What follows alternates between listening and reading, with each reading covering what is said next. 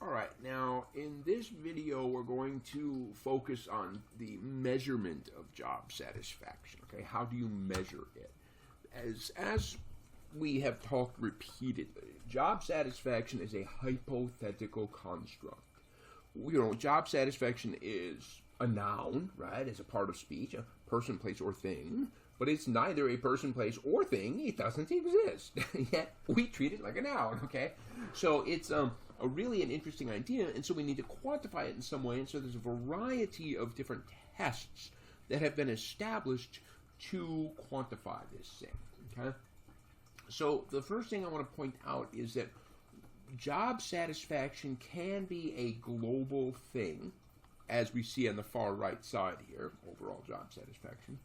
And yet there can be different facets of the job that you could be satisfied or dissatisfied. The pay, the benefits, the organizational reputation, the opportunities for growth, et cetera, right?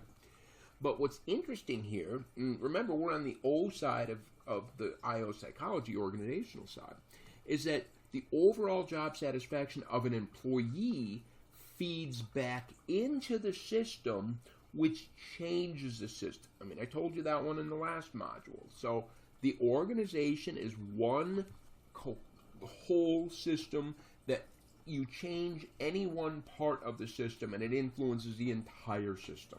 Okay?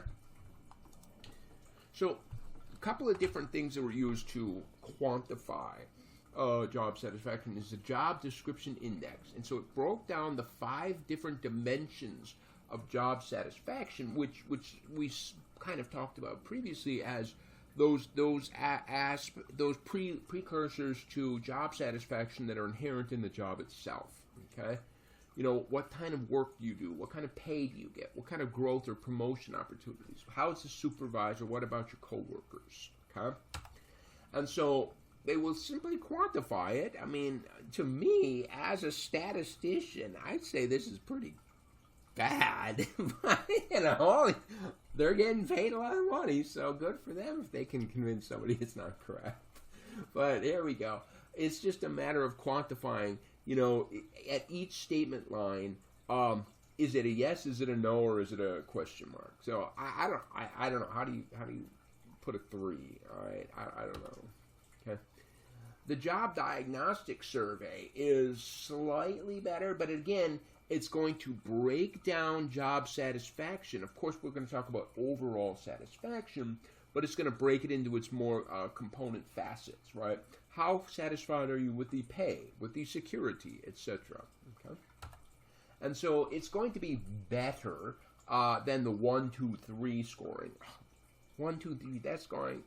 God, that's nominal scale. Do you remember when we had our discussions about scales of measurement? Oh my God, nominal scale data is garbage. Why would anybody ever use nominal scale data unless they were forced to do it? So here we've got ourselves a Likert scale. So it's a lot better than nominal scale data. It's not the greatest, but it's a heck of a lot better. And so it's going to ask you about your satisfaction in the different facets of your job. And separately, it's going to be asking your overall job satisfaction. Okay? Some other different ways that are trying to get at something different. The Minnesota Satisfaction Questionnaire does the same idea as these previous two, right? Where it's going to break down not just overall job satisfaction, but facets. But the Minnesota questionnaire has 20 facets, which is an interesting, maybe 5 is not enough, maybe 20 is too many. I don't know. Again, I ain't getting paid. But on a different mechanism, they're going to use a FACES scale because attitudes have an emotional component at their core, and perhaps this type of a Likert scale does not lend itself well to emotional reactions, okay? And so instead, and it's still a Likert scale, okay, because the statistician is going to assign numbers to these different faces. Here's a 5, a 4, a 3, a 2, and a 1.